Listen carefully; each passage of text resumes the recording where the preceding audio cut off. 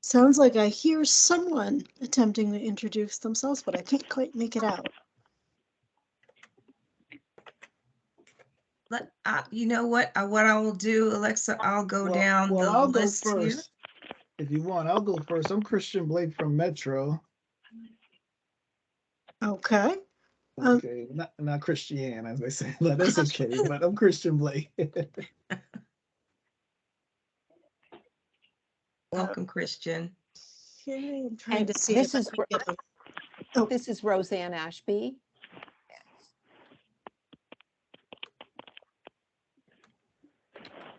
Okay, I'm trying to see if I can get a list. Should I just go down the order that I see the names, Lynn, or? Yes, Okay, that you could next do person that. I see is Capricia Jones.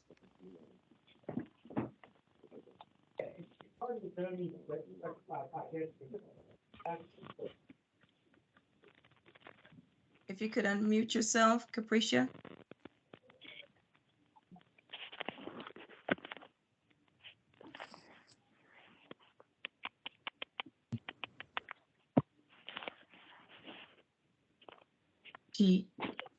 Let's go to the next person. Capricia Jones from Star. Okay. Welcome. That could be. The next person I see on the list is Herschel Cantor.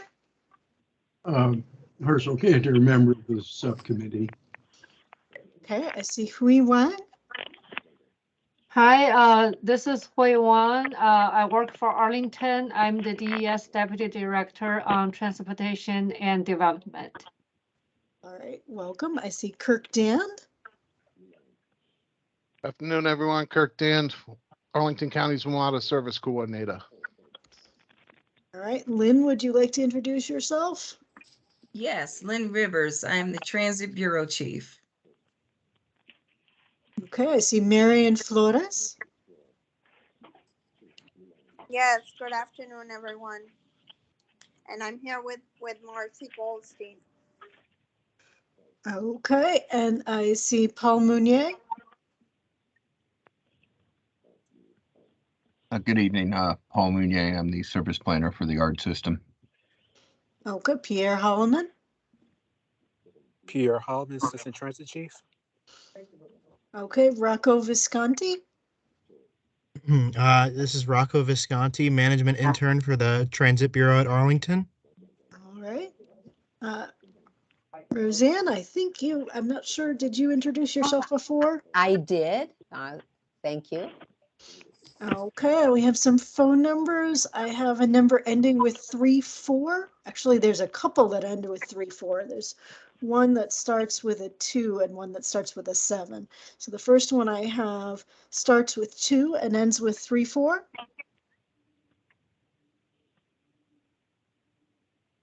Two 202-460-0634. Could be. I can only see the 2 and the 34. Would you care to Okay, introduce this is yourself? Laura McNeil, member of the subcommittee. All right. Hey, Laura. Okay, I have number ending with 50.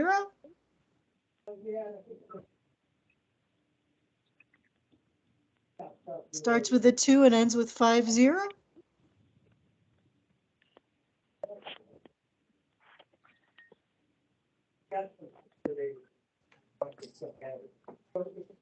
Person on the phone with the number 449-5550.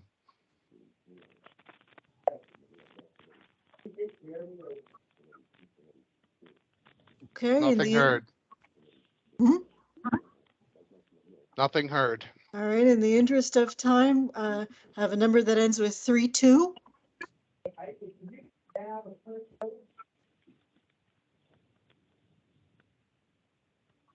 Person with a number ending with 32, would you like to introduce yourself?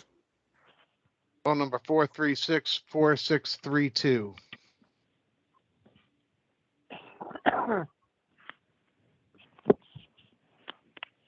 Nothing heard. All right, I've got somebody with a number ending with 24.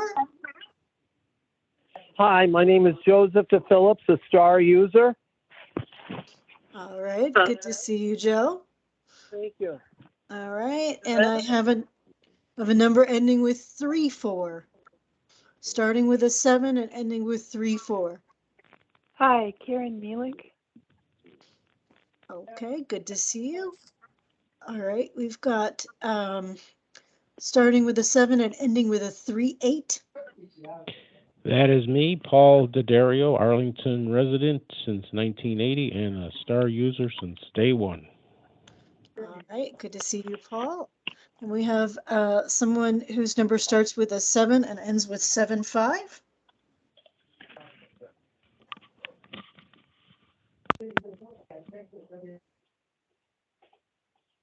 Do we have someone whose number starts with a 7 and ends with 75? Phone number is 839-5975.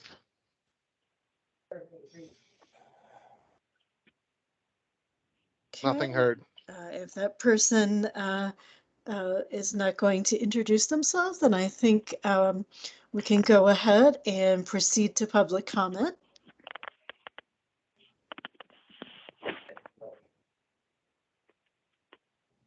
And Do we have for anyone who? those- Oh, And Alexa, I just wanted to note, for those who are interested in making public comment, could you raise your hand in the Teams chat so we can acknowledge you?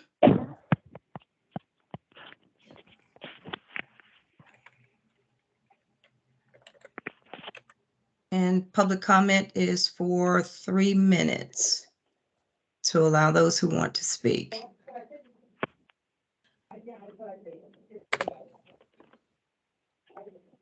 I see Roseanne Ashby. Thanks, Lynn. Shall I go ahead? go right ahead. Okay. I really don't have a lot of comments. I do want to thank you all for having this meeting. We haven't met since September, and I think a lot of us have been concerned. We know there's probably been some changes and some announcements that you all need to make, because I know you've had some changes in personnel, and we're anxious to hear about those. But again, just kind of anxious to get an update and kind of hope that we can work with anyone who's new in a productive way to make the STAR program a great program. Thank you. All right, thank you, Roseanne. I see Marian Flores has her hand up. Yes, I do. I wanted to make a couple of comments on some experiences that I've had with some rides that passed. One happened in November. Actually, two of these happened in November. They have since been corrected, but I just wanted to be on record since we haven't met since September. There were some trips, medical rides that I wasn't aware that they needed to be, how do you say, put in for like an hour before you have your actual appointment, regardless of where it would be. So on this particular occasion, I had a medical appointment at 2800 Charlington Road, which is quite near my house. I mean, maybe 10 minutes away from my house. And I had to schedule it an hour before. I didn't think I had to. I scheduled it half an hour before, and I wasn't picked up until maybe 10 minutes after my appointment. So I had to reschedule that appointment, and I was charged for that appointment, which is difficult when you're, on a bit of a limited budget, and you have to pay for a doctor's appointment that you missed through no fault of your own. And then another occasion, same thing happened. They apparently, I found out later, the driver quit as he was assigned for that pickup, and so nobody ever came until, once again, 15 minutes after my doctor's appointment. And then, I'm sorry, a third incident. Apparently Diamond Transportation was the one that was picking me up to the mall, and this just happened. Oh, I'd say what, December 28th, right? About December 28th. And they had no idea that when you pick somebody up at the Pentagon City Mall, that you can actually go in to the to like not inside the mall with the car, obviously that you cannot do, but inside there's a drive that you can drive around right near the driveway, the circle of the Nordstrom Mall. That's where I had assigned my pickup, and I could see the driver um, had stopped first at Nordstrom Rack, which is right across the street. But they should have known, the difference between what Nordstrom looks like and what Nordstrom Rack looks like. And then he kept going. When I called to say, they're not here yet after my 10-minute window, they said, oh, but, we can see Nordstrom's, but he was out on the street, out on South Joy Street, instead of in the circle right in front of Nordstrom's. And this was, because we needed to give the driver more training. When I got into the cab, the driver told me, and he showed me, and I couldn't believe this, that the GPS that Diamond had given him was sending him to the wrong place.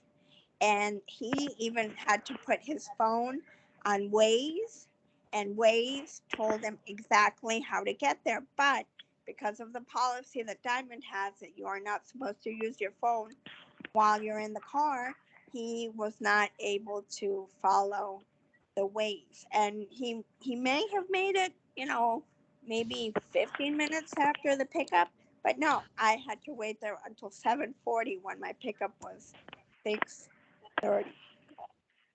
So there needs to be something done about this. I'm sorry to complain, but this is not good, leaving people out in the cold, waiting around for so long.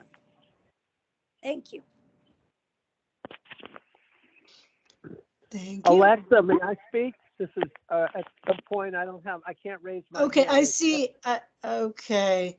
The next person I see is the person whose number ends with 38.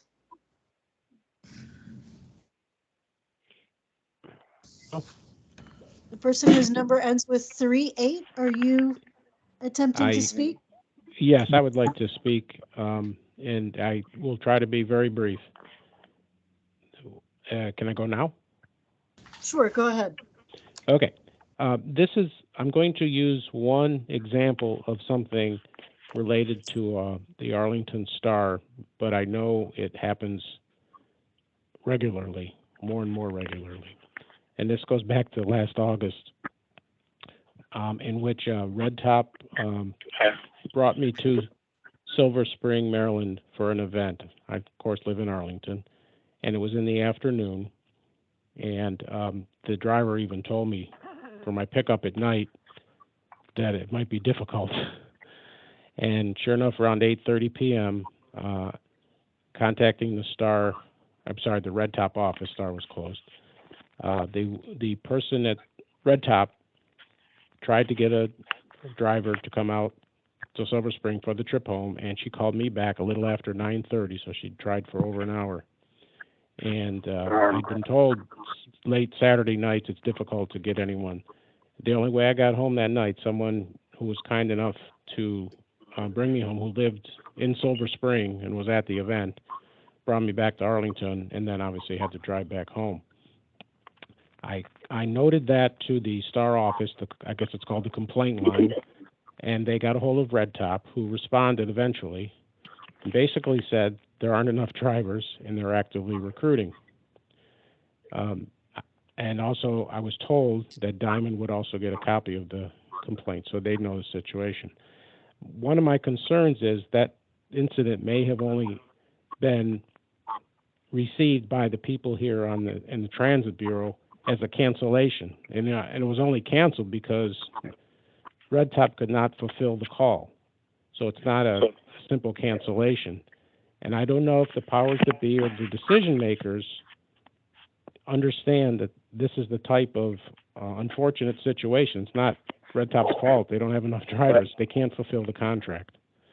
And as a suggestion, in situations like this, when a driver can't be found, it would seem to me STAR could implement a system where an Uber or Lyft can be executed to fulfill the call that the providers cannot fill.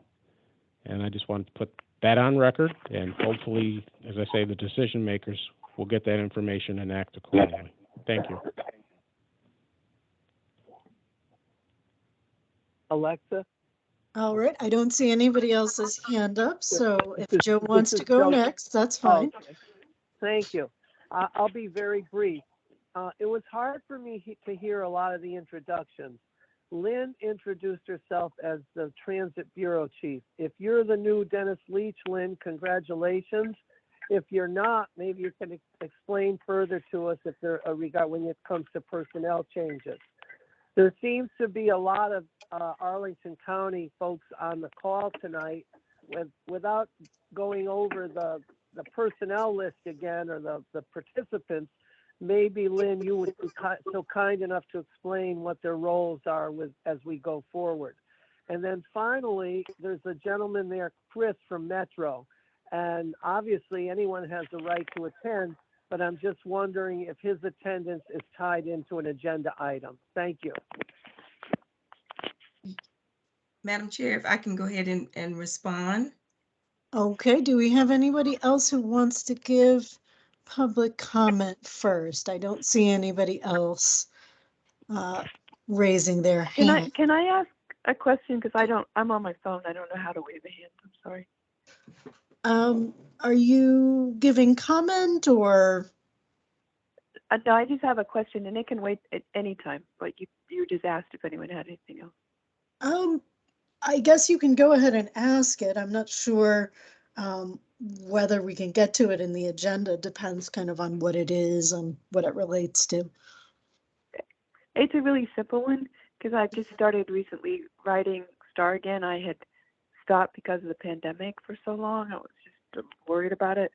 And I'm just curious about the mask policy because I had one ride where it was a shared ride and the other person wouldn't wear a mask. And I know I've been told that CDC is recommending with our numbers that they've been higher than they had been for a while that we wear masks. Is there any policy about that at all?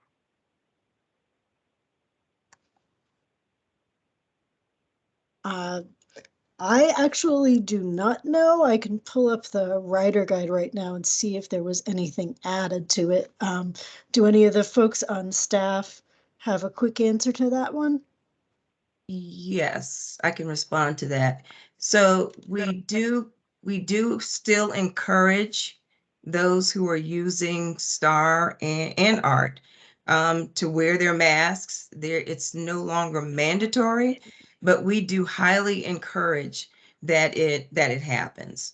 And in most instances, people are wearing their masks, and so that is our policy. Okay, thank you. Mm-hmm.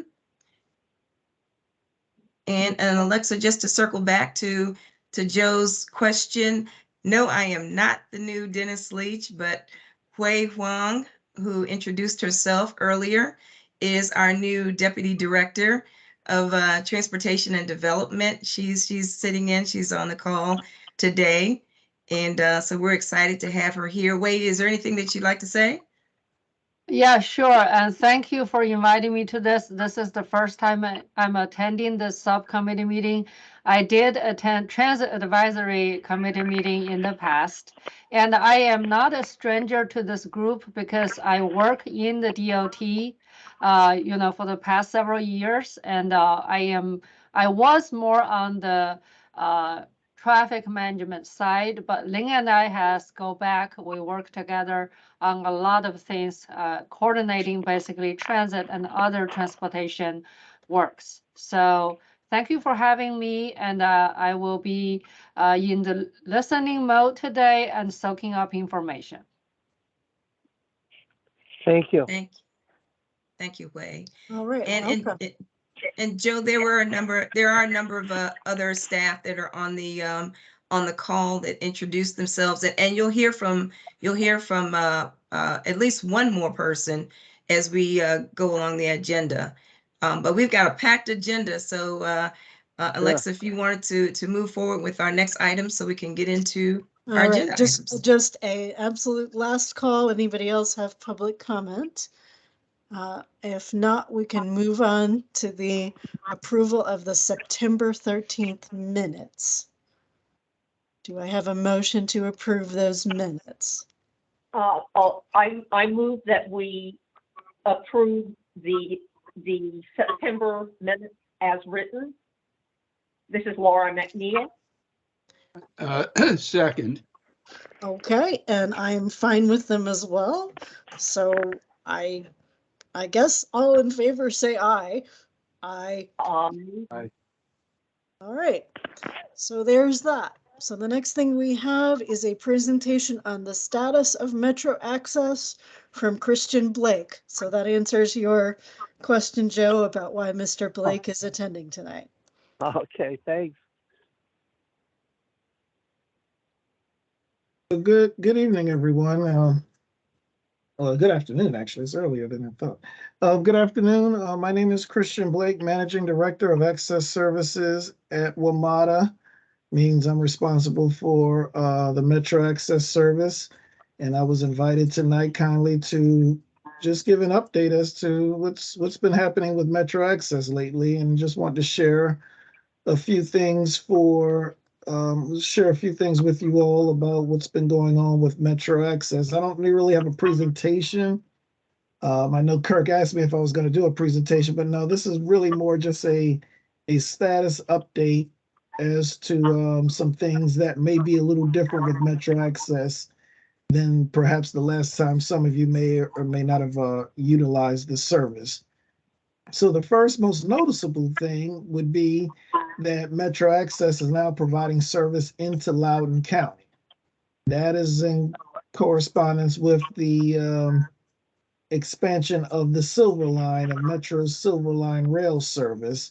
So now we go up to Loudoun County, including the airport and one other stop. So we've added 4 stations altogether. The service in Loudoun County, though, is restricted to no more than 3/4 of a mile around a metro station. If you're traveling to other parts of Loudoun County, then that paratransit service and paratransit service for Loudoun County residents is being provided by the county itself. So if you want to go, let's say, into the heart of Loudoun County, you can, like a visitor coming from New York using Metro Access in Washington, D.C., you could apply for visitor status, and the Loudoun County Paratransit would provide you service to other parts of the county that's beyond 3/4 of a mile of the Silver Line stations. But that's our newest additional aspect of the Metro Access service area, Loudoun County. And I'll just go through these and I'll answer all your questions at the end, if you don't mind, Madam Chair. The second thing we've added, now this has been a little more than a year, but they're still relatively new to some customers because some customers have not experienced them. But we've added 225 Toyota Camry sedans to the Metro Access fleet. So no longer are we just using vans. We have Toyota Camrys. They're designed to give you the more comfort ride, the more personal vehicle experience that one would have, as opposed to riding in a van that's been converted for paratransit service. And many customers have experienced it, have, of course, expressed tremendous satisfaction with them and enjoying the ride. Some ask that all their trips be in sedans. We cannot guarantee that, but if you want your trip in a sedan, you book your trip with Metro Access. You should request it, and what we do is try our best to accommodate all requests for customers who want to travel in a sedan. Again, it's not a guarantee, but we do attempt to accommodate all such requests. And while it's not on the agenda, let me also add, pretty soon you're going to be seeing some minivans. So we're going to begin phasing out the larger Ford Transit vans, and we're going to be introducing wheelchair accessible minivans. Now, the purpose of this is much like with the Toyota Camrys. A Ford Transit van is not necessarily built as a passenger van. You convert it to a passenger van, and that comes with some shortcomings, even though we've tried our best to improve the comfort of the ride over time. We still hear from customers about the discomfort of riding in a Ford Transit vehicle. Well, the minivans are built as passenger vehicles to begin with, and we're going to be slowly rolling them into the fleet. We'll remove a row of seats that will be the space for the wheelchair, and then there'll be a row of seats in the back for ambulatory customers.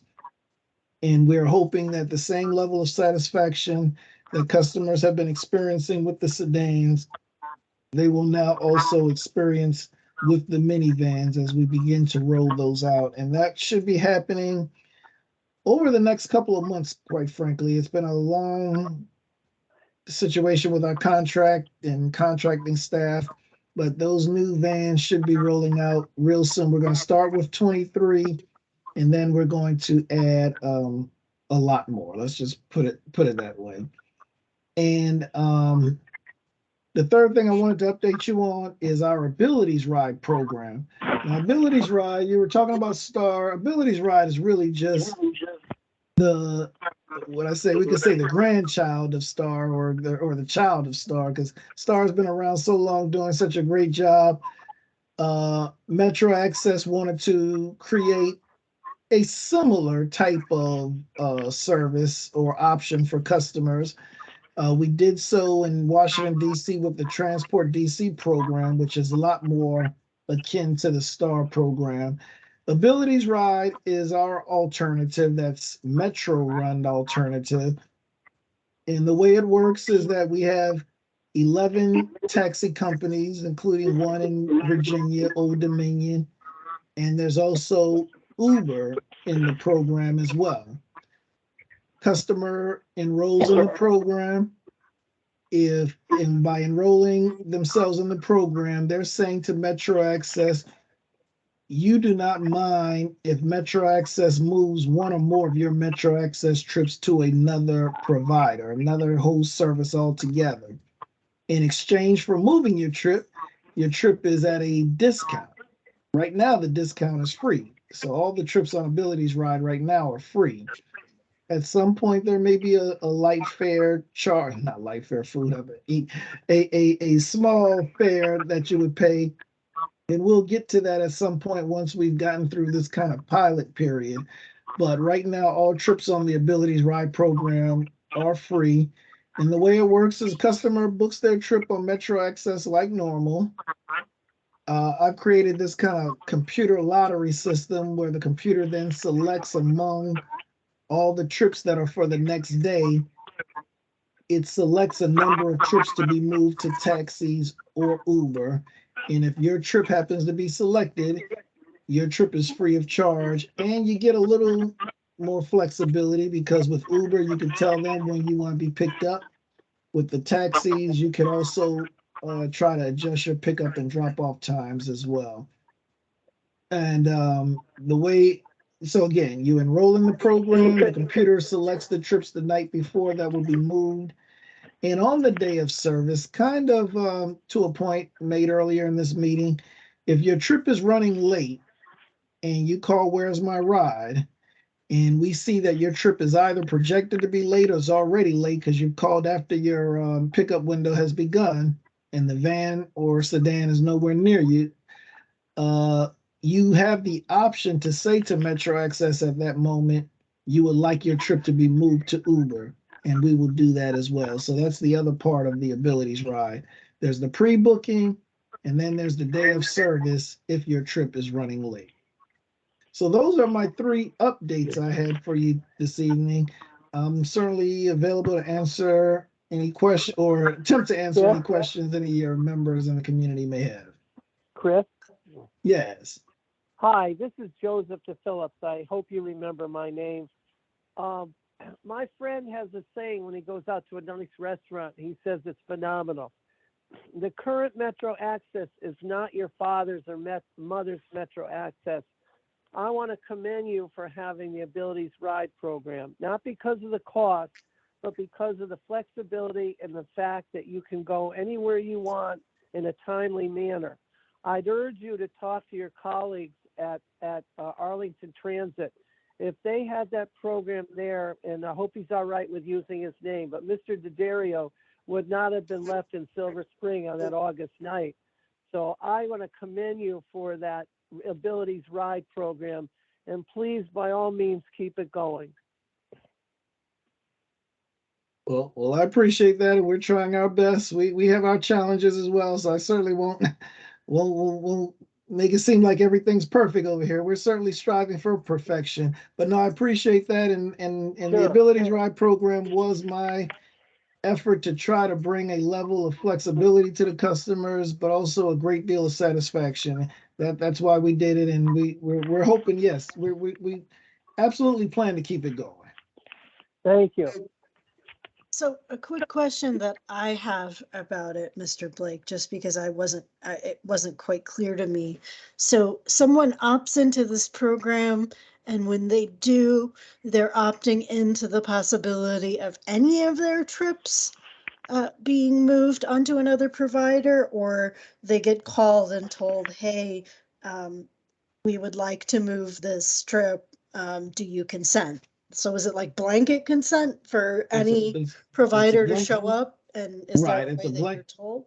correct. It's a blanket consent, but let's just say you sign up today and but tomorrow, and I'm just making something up. You're going to the grocery store and you're carrying a cart, or you absolutely want and need the support of the driver for whatever case, carry 4 bags or whatever the case may be, and you just do not want or can utilize Uber tomorrow.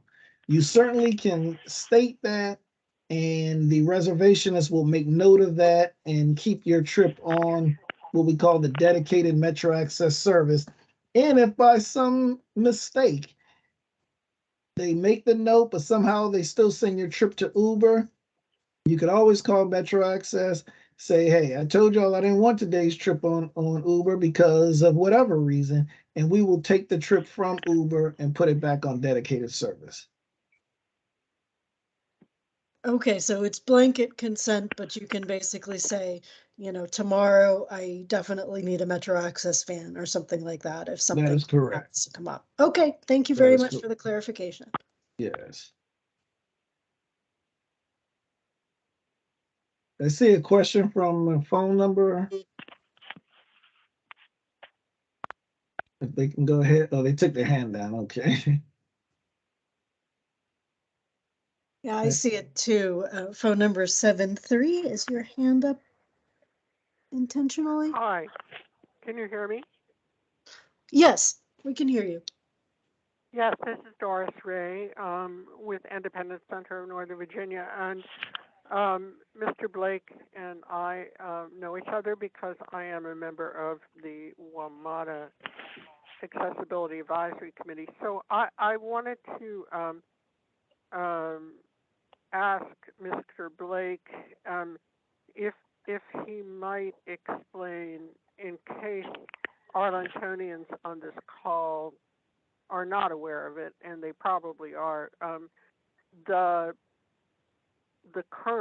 new fare structure for Metro Access that includes a flat fare during off-peak weekday and weekend service, and the prospects, and ask him the prospects for getting that flat fare expanded to permanent status all of the time, because that is something the AAC is working for as you know, Mr. Blake. So I'm just wondering if you could just provide that information.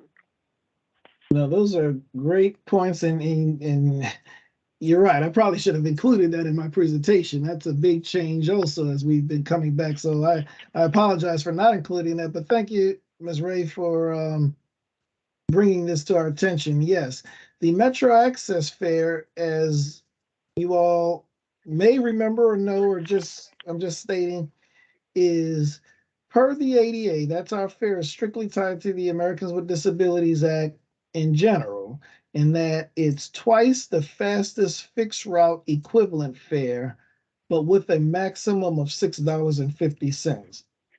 What that means is if your trip, if the fastest way for you to get from point A to point B is by a Metro bus, which is $2, then your fare is going to be $4. But if the fastest way for you to get from point A to point B, let's say from Arlington to Washington, D.C., that's going to include the Metro Rail. So therefore, your fare can go up to, and most likely from Arlington to D.C. will likely be $6.50. But on the weekdays now, after 9:30, all fares on Metro Rail are $2. So that means all fares on Metro Access are a maximum of $4 because the bus fare is already $2. And on the weekends, all fares on Metro Rail are $2. So therefore, the Metro Access fare is a flat $4 on Saturdays and Sundays as well.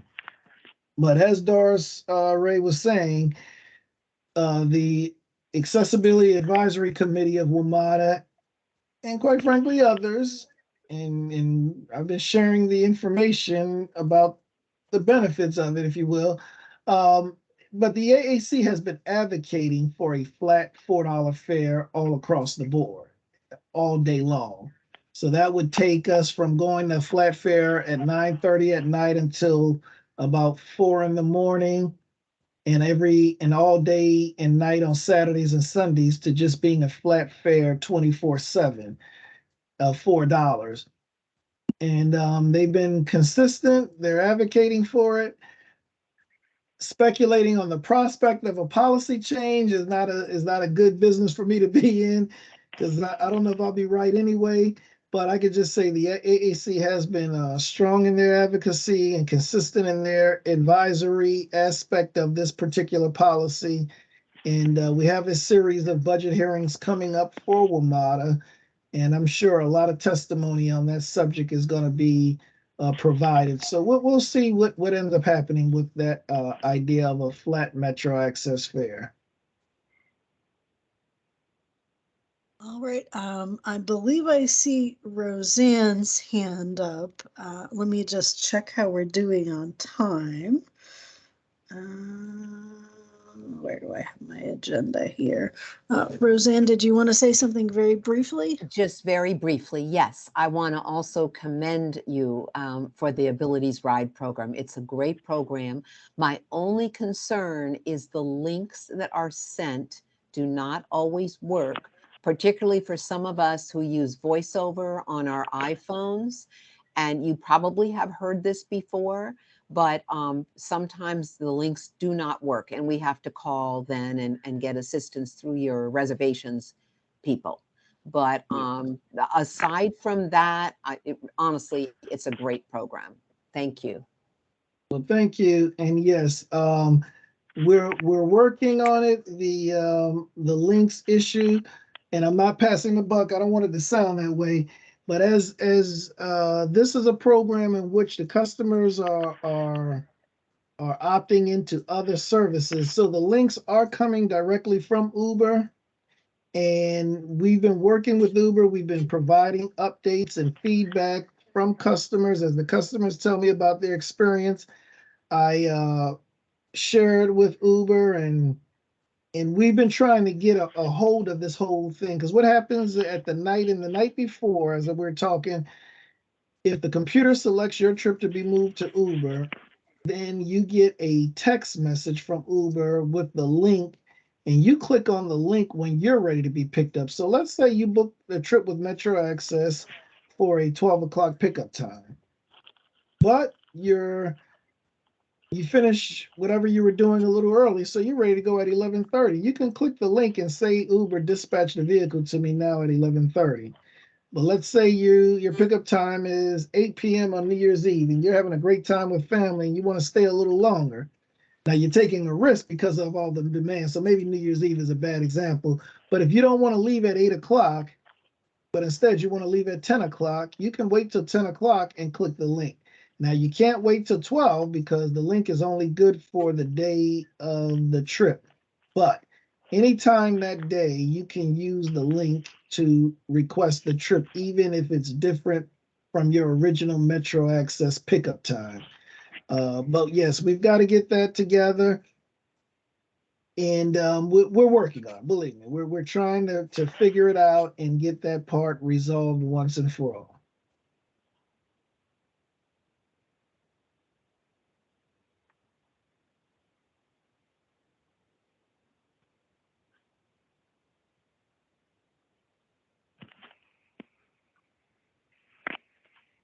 All right, is that it for your presentation? Does anybody have any more quick questions or? All right. Well, it's been my pleasure. I really appreciate these opportunities. And anytime you want to hear more about Metro Access or there's complaints or concerns and you feel, hey, you need to come and hear what we have to say, just give me a call and I'll be here. All right. Thank you very much. Thank you. Okay, next on the agenda, we have the floating bus stops guideline update.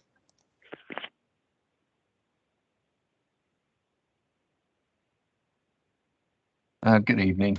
I'm Paul Munya. I'm the service planner for the art system. This is just a real quick update that I wanted to give on the excuse me. Give on the floating bus stops. We had been in a little bit of a holding pattern because one of the main things that was we gathered from doing some public outreach and talking to different committees was that regional guidelines are going to be very important. And due to some changes at Metro and some contracting issues, they had not moved very far on their regional excuse me, regional guidelines. So if we can move to the next slide, please. And just a reminder about what a floating bus stop is. As you can see, here's a diagram of a floating bus stop. It is designed to separate the bicycle traffic from bus traffic, push the loading zone out to the street, and that helps with sharing the curb space with different modes, and also improves operation for the bus. Next slide, please.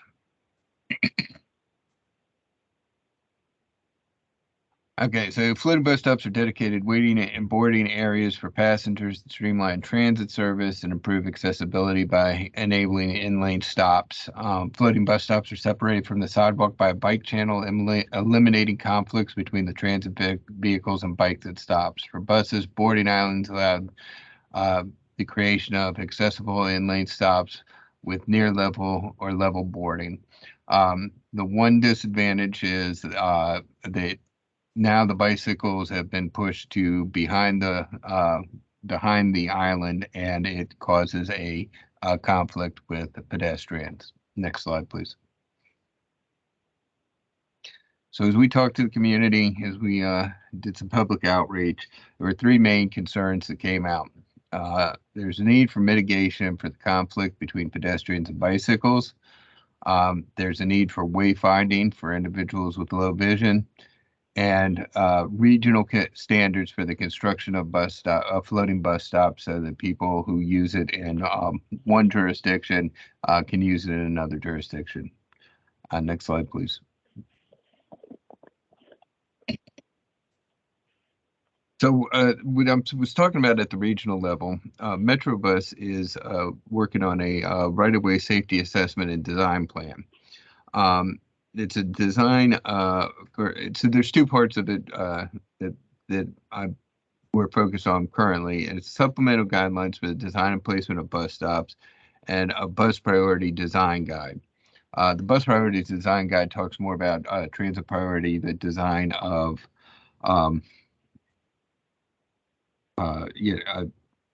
bus lanes and infrastructure like that. The supplemental guidelines add additional types of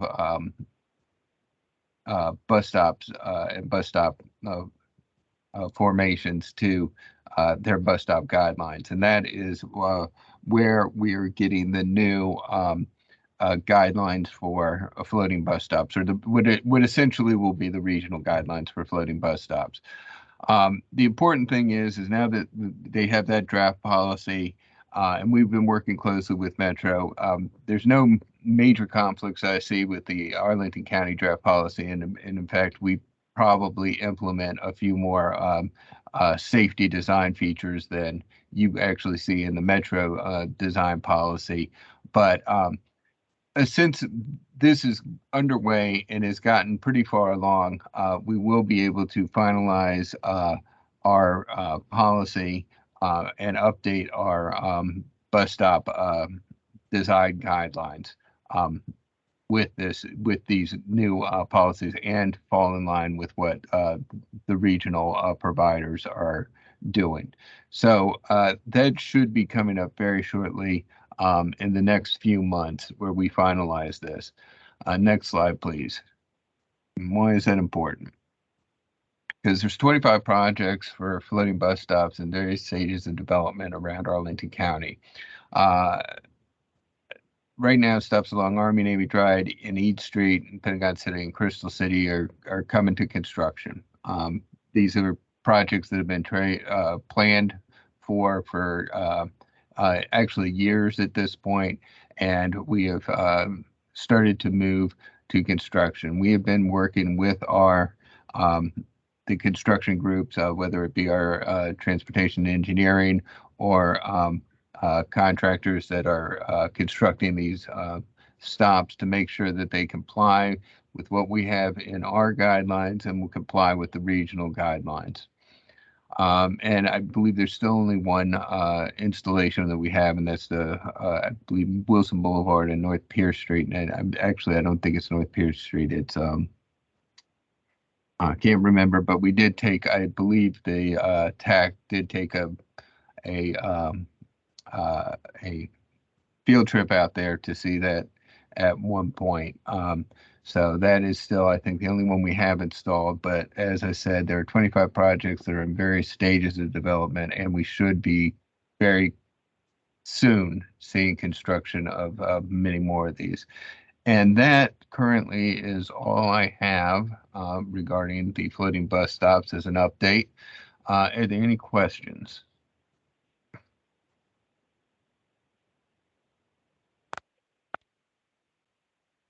I don't believe I have any. Doris, I saw that your hand was up, but I'm not sure whether it was from when you were giving comment before.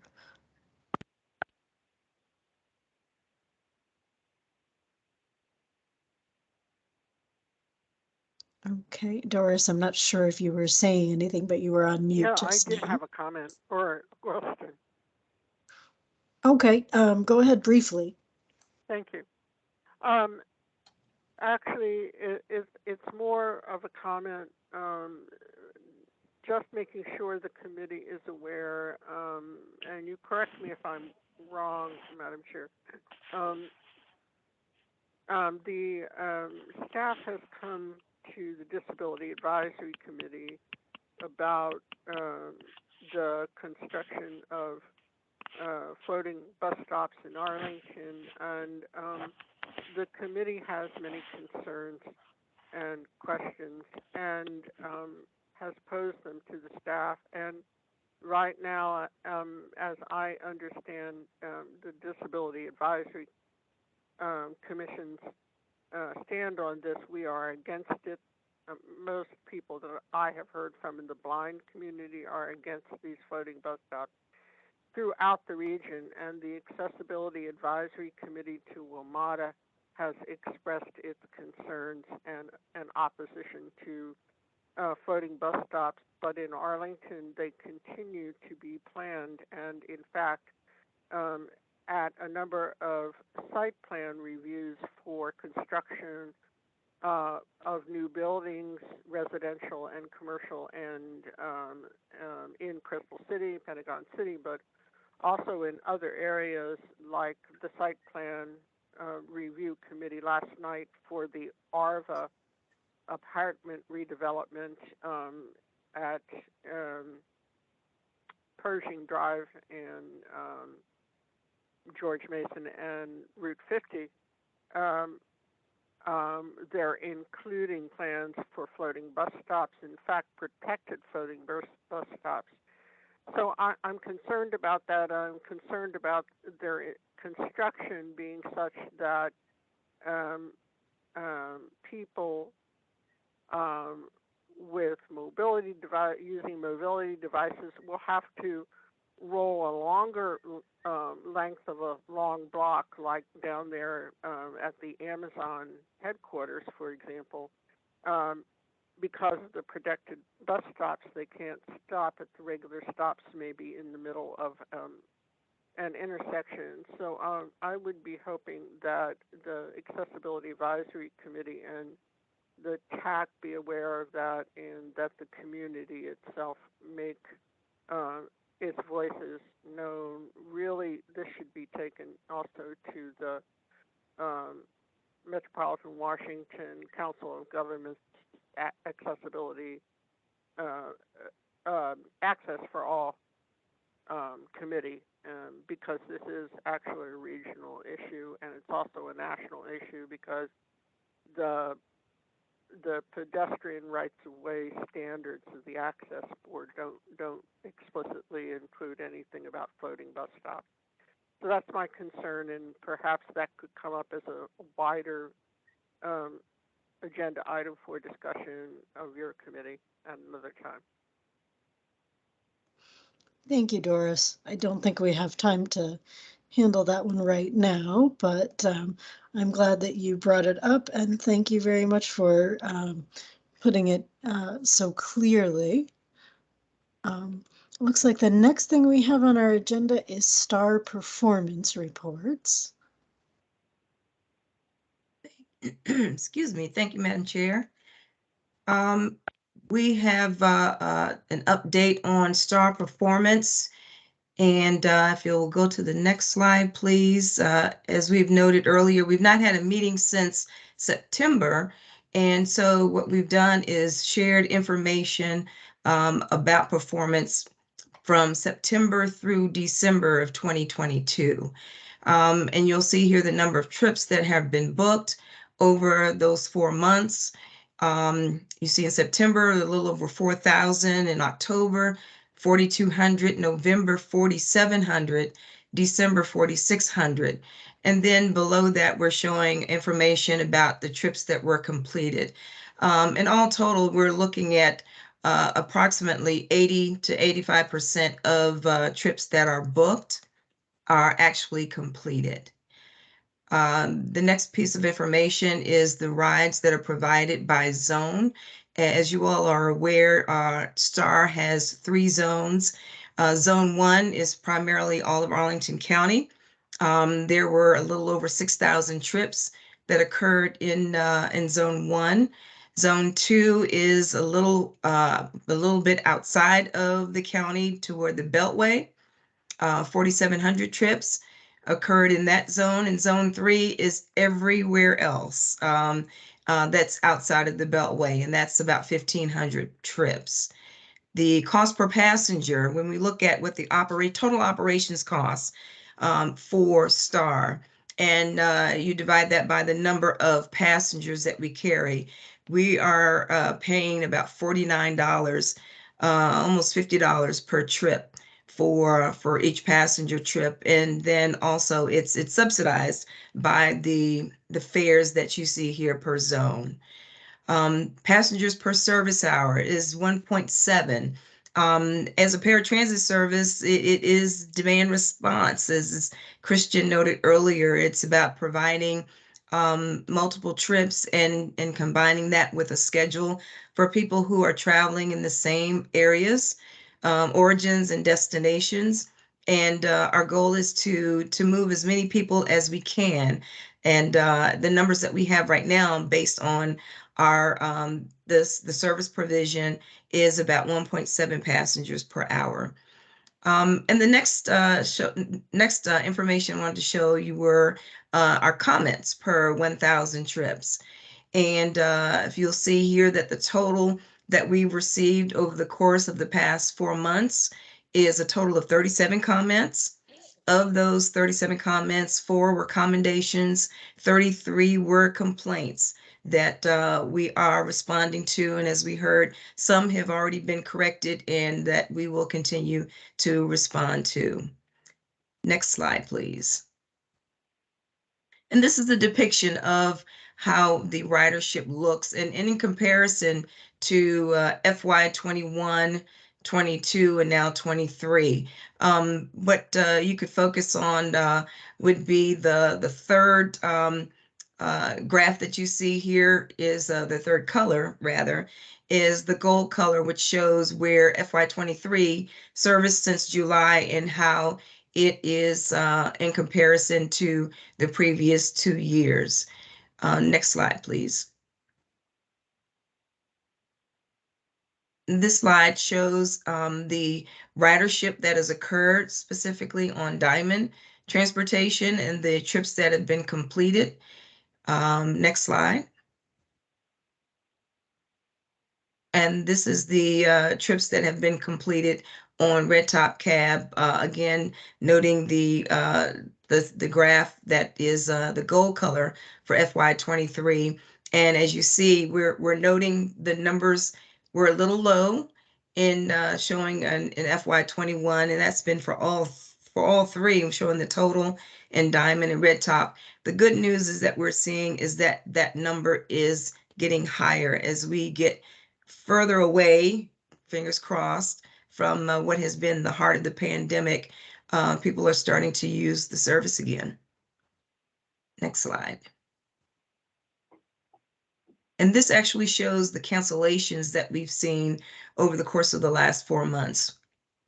You note that there were a higher number of cancellations in the month of November.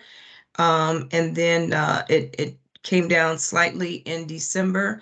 The number still is higher than previous years, and we would note that that probably has a lot to do with the amount of people that are actually coming back and starting to use the service again, and for whatever reason are having to cancel their trips. Next slide. And this slide actually shows those trips that were considered no-shows. Excuse me. That those numbers are actually a little lower than what we showed for cancellations, but we are still looking for and hopeful that those numbers will continue to go down. Next slide.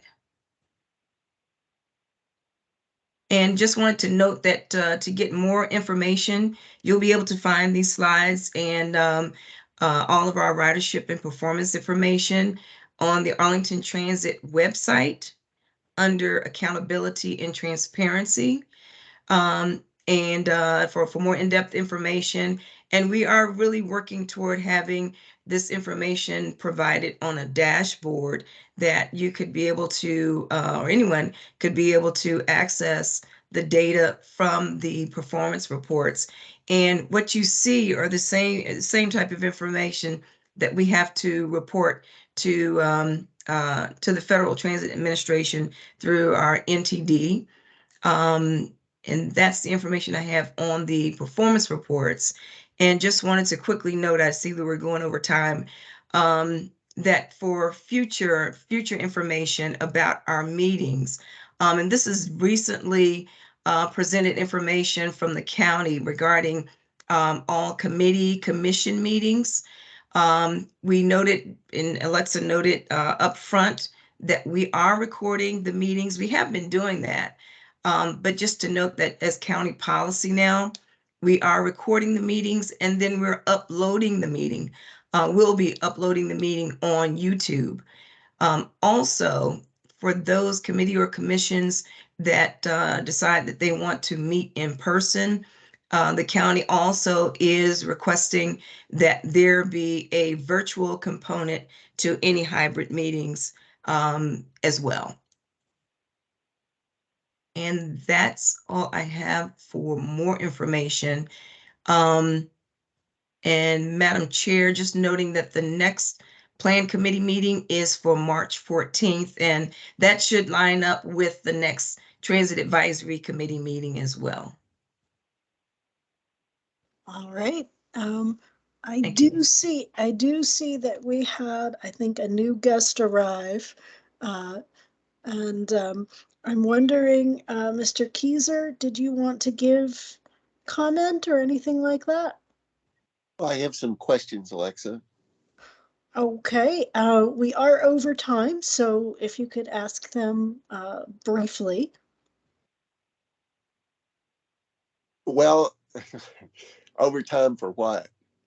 The meeting was supposed to adjourn at 6 o'clock, and so Why is that?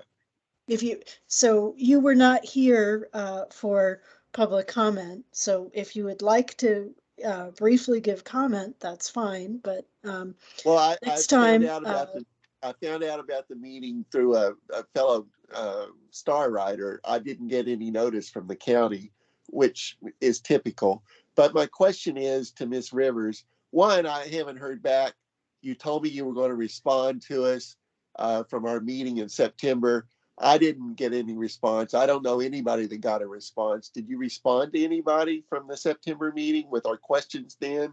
And then I have a follow-up question about this supposed presentation you just made. Hello? Yes, Mr. Keyser? Yes. Yes, if I could follow up with you, I did provide a response, but I can follow up with you on that. You sent a response to me? Yes. Do you have a copy of that? I could share that with you. I wish you would. So my question is on this presentation, I really don't know what this tells us. It doesn't say anything about the delivery of services. So my question is, where are the on-time pickup performance data, the late stops past the pickup window, excessive late pickups, even on-time pickups, calls handled, reservation response time, where are my ride calls? And what are the substance of the complaints submitted? So we could share that. Where is all that data? We can share that information with our committee, and we can determine well, what wouldn't that be helpful to present to the public? We will provide that information on the dashboard, as I just mentioned. But this is why wasn't it in your presentation tonight? Well, actually, Mr. What you Keyser, presented tonight doesn't tell us anything. Well, this is performance information that we look Well, at. it doesn't. So what did you tell us about the performance? And a specific question about the cancellations. When somebody gets a ride or makes a reservation and then the cab doesn't show up, is that a cancellation? Hello? Yes, Mr. Keyser. That's considered a cancellation? That information is included in that information that I shared with you. But if you would like, my question is, I can address those questions. I can address those questions with you individually. This is for our committee. But I will, I can address that. Why can't you answer that now? This is not my committee meeting, Mr. Keiser. This is the committee. There's a committee of members of the Transit Yes, Advisory Mr. Committee. Keiser, if there's information that you would like to be shared, um, let us know, and we can definitely negotiate. I did hear you say that you would like more information about how many complaints they got and Well, what the no, general nature of those complaints were. it's I do the think some substance. information about the complaints could be useful. I'm not sure how well it can be broken down for each meeting, but I can definitely follow up on that. But Well, if it's there's what specific information that you're looking for, what I let, asked for is simply the reports that WMATA makes. I don't know why Star can't make those. It's on the WMATA page. And that's what I was sharing, Anyway, Mr. Keiser. That's what I was sharing, is that we will put this information. We have a lot of this information, and that we well, are what I'm planning to saying put to you, together. this is the relevant performance information that actually tells you something. It actually talks about again, performance. Mr. Keiser, if there are specific things that you would like to be part of the presentation, let us know, and I can see what I can do about that. I do think Okay, that some I information would just about the say complaints is it's probably a good idea. in response, I would just say it's not incumbent upon star riders to suggest what should be in performance reports. That's what a professional transit administrator should present without question. Thank you. Okay, I do have a couple more hands up. Herschel is a member of the committee, so let me call on Herschel first. Yeah, I was wondering what had happened to that business of changing the rules. Has that been dropped? The thing that was coming out of that study about a year ago or more. We will continue with the public engagement piece of that, Herschel. As I had noted back in September, with the departure of the transit services manager who was heading up that effort, that we were putting it on pause. We were at the process of getting ready to start public engagement and to roll everything out to the public, what the proposals were. And that when we got the position filled, we would start that public engagement up again. And if I may just note that we are very close to announcing a new transit services manager. So I anticipate that over the course of let me just say that, at the next advisory accessibility subcommittee meeting, that we will talk about what our next steps will be with regards to proposed policies. And Lynn, if I may, do I understand correctly that the first step in that is bringing specific policy proposals to the community to comment on? Am I correct in that? That is very correct. Okay. Mm-hmm. I believe I see Doris's hand up. Doris, did you have another Yes. comment to make quickly? We are over time, so please Yes, be brief. very quickly. First, I want to reiterate on behalf of ECMD that the statistics regarding on-time performance, including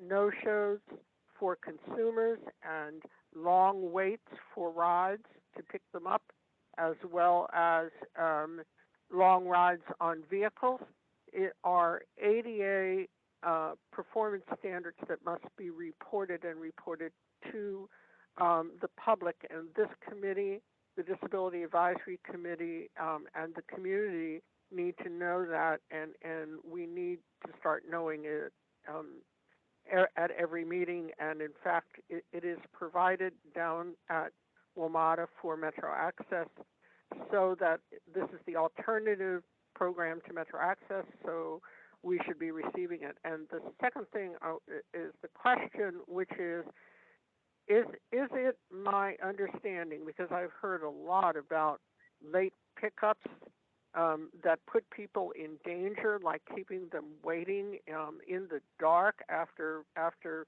Pentagon City and other retail and restaurants are closing, that the rides aren't showing, and that the reservation system that they call is telling them they don't know where their ride is.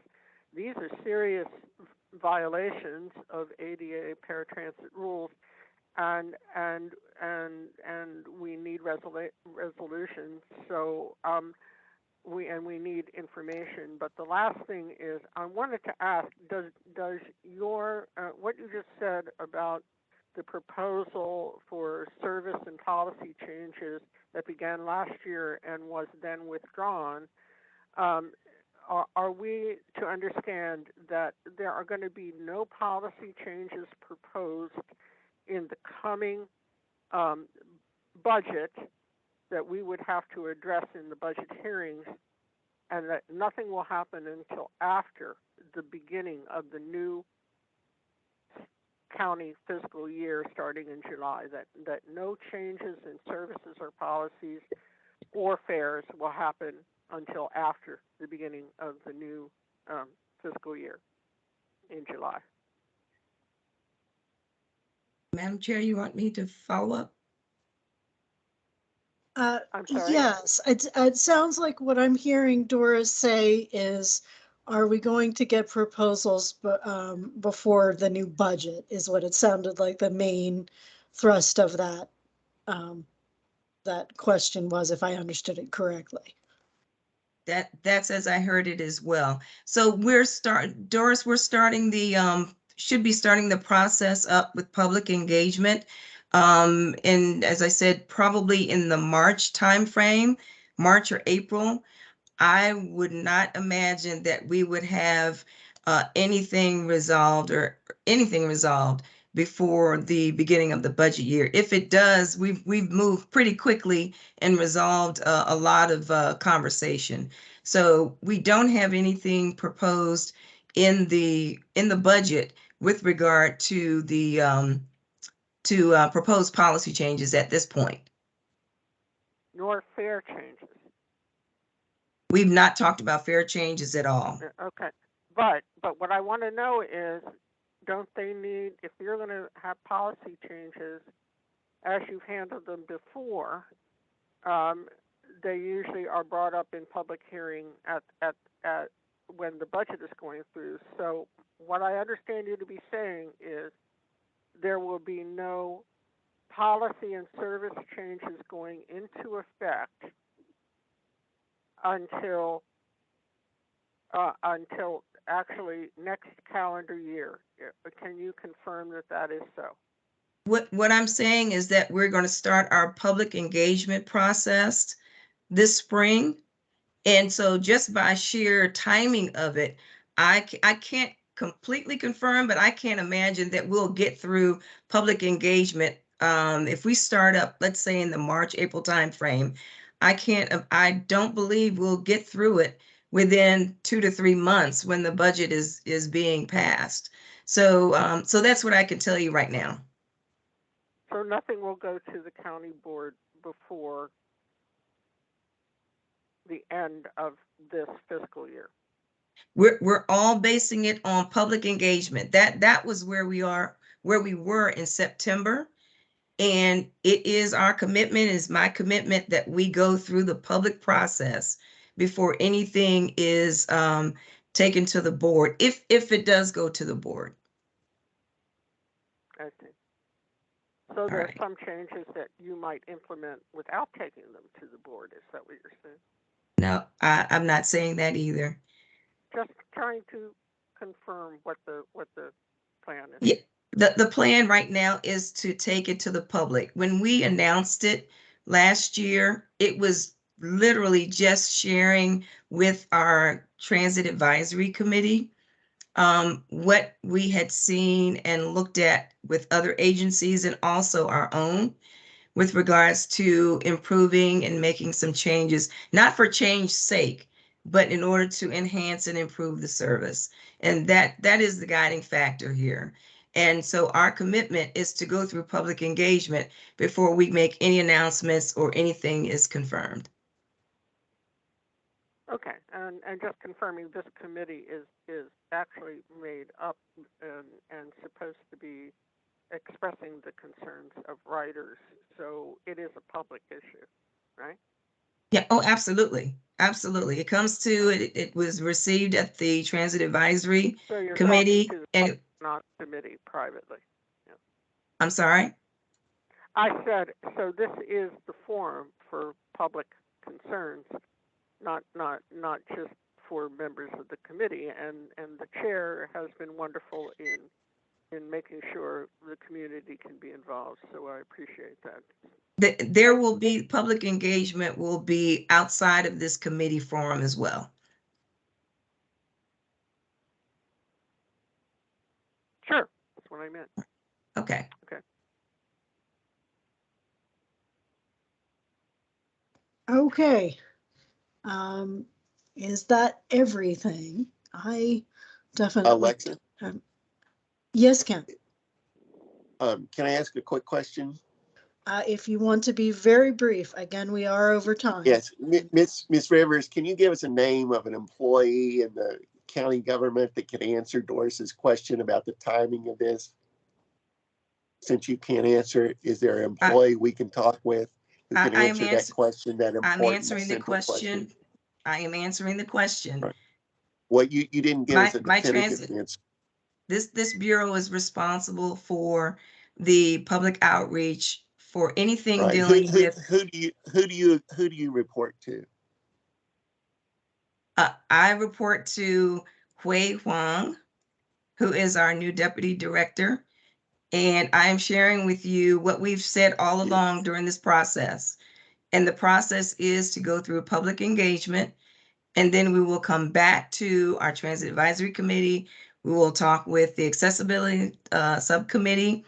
And so we will go through the process as we would with anything dealing with policy. So what I'm sharing with you is the timeline and is the process. Thank you. All right. Do we have anything else? Do we have anything else from committee members? I want to make sure that if folks have anything they want to ask about or talk about, that they have a chance to do so.